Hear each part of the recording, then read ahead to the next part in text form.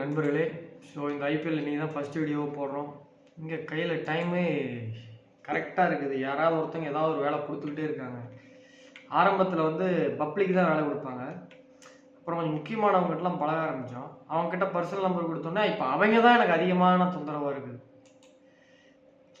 நம்ம பழகும்போது ஒருத்தர்கிட்ட பழகிறோம், அவங்க நமக்கு ஒரு ஐபிஎல் முக்கியம், அதெல்லாம் இருக்கட்டுங்க, என் வேலையை பாருங்கன்றாங்க.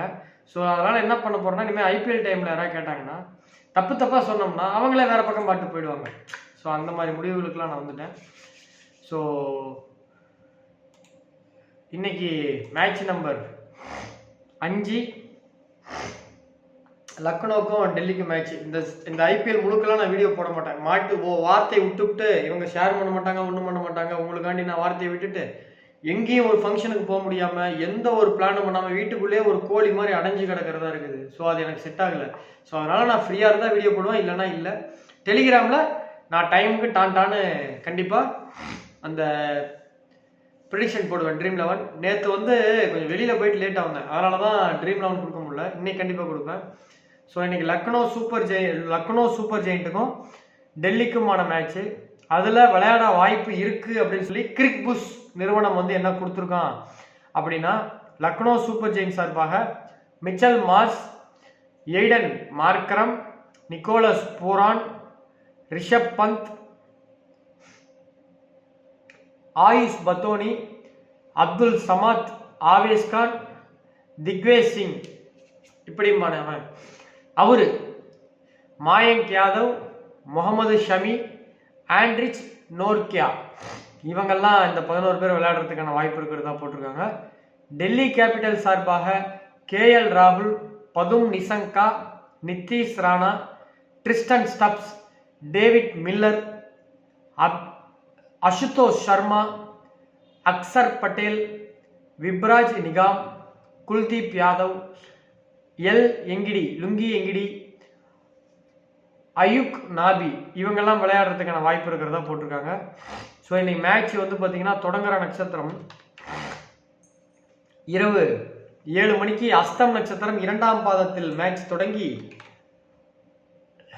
லக்னம் பார்த்தீங்கன்னா கன்னியா லக்னத்தில் மேட்ச் தொடங்கி விருச்சக லக்னத்தில் மேட்ச் முடியுது. இன்னொரு 7-8 நாளைக்கு கன்னியா லக்னத்தில் தொடங்கும். அதுக்கப்புறம் துலா லக்னத்தில் தொடங்கி தனுசுல முடியும்.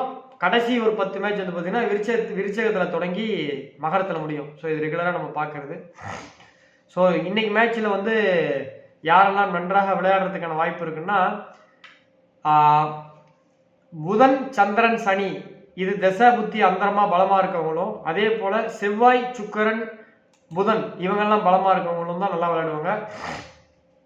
அந்த அடிப்படையில் பார்த்தோம்னா கேஎல் ராகுல், நிக்கோலஸ் பூரன் விக்கெட் கீப்பராகவும், பேட்டிங்கில் Mitchell Marsh, Tristan Stubbs, Pathum Nissanka விளையாடுறதுக்கான வாய்ப்பு இருக்குது. ஆல்ரவுண்டரில் எய்டன் மார்க்ரம், அக்சர் பட்டேல், பவுலிங்கில் முகமது ஷமி, திக்வேஷ் சிங், குல்தீப் யாதவ், லுங்கி எங்கிடி, இவங்க விளையாடுறதுக்கான வாய்ப்பு இருக்குது. சப்போஸ் டெல்லி செகண்ட் பேட்டிங் பிடிச்சாங்கன்னா ரிஷப் பந்த் கொஞ்சம் நல்லா விளையாடுறதுக்கான வாய்ப்புகள் உண்டு.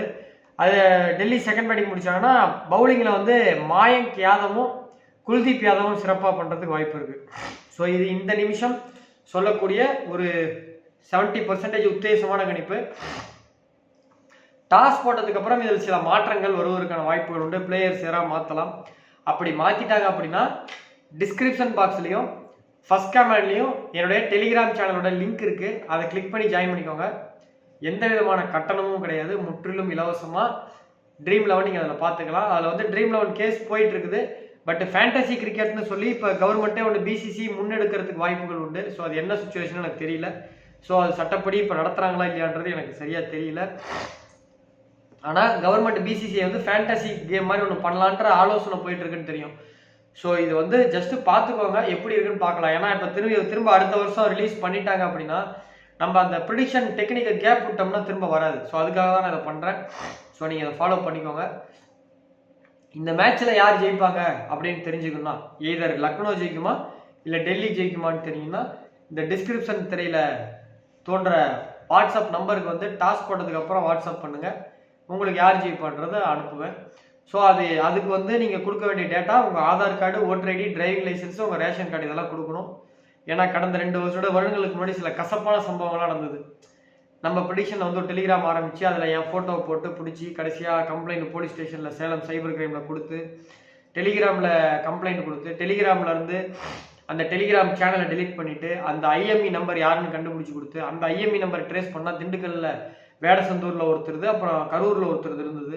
ஸோ அப்போ அவங்களுடைய ஃபோன் நம்பர் எடுத்து அவங்க வீட்டு அட்ரஸ்லாம் எடுத்து கரூர் எஸ்பி ஆஃபீஸுக்கு தகவல் கொடுத்து ஆளை பிடிச்சி தூக்கி உட்கார வச்சு இவ்வளோ பிரச்சனை ஆயிடுச்சு. அப்போ தான் வந்து கரூரில் ஒரு சைபர் கிரைம் இன்ஸ்பெக்டர் சொன்னது என்னன்னா, நீ 20 பேர் கொடுத்தாலும் உன்ட்ட ஆதார் கார்டு இருக்கணும். அப்போ அந்த 20 பேருடைய ஆதார் கார்டு எந்த லொக்கேஷன் வச்சு ஈஸியாக ட்ராக் பண்ண முடியும். நம்ம ஃபோன் நம்பர் அந்த ஐஎம்இ நம்பர் வந்ததுக்கு அப்புறமா 3 நாள் நமக்கு வேஸ்ட்டு. இதே நம்ம யார் யார் கொடுத்தோன்ற ட்ராக் இருந்ததுன்னா ஈஸியாக கண்டுபிடிக்கலாம்னாங்க. ஸோ அதனால் இப்போ நான் எல்லார்ட்டையுமே ஆதார் கார்டு வாங்கிட்டு தான் கொடுக்குறேன். ஸோ புதுசாக வரன்றவங்க ஆதார் கார்டு கொடுங்க. நான் கொடுக்குற ப்ரெடிக்ஷன் உங்களுக்காகப்பட்டது தான். நீங்கள் மட்டும்தான் அதை வச்சு அதை யூஸ் பண்ணி நீங்கள் சம்பாதிச்சிக்கணுமே தவிர அடுத்தவங்களுக்கு நீங்கள் ஷேர் பண்ணக்கூடாது.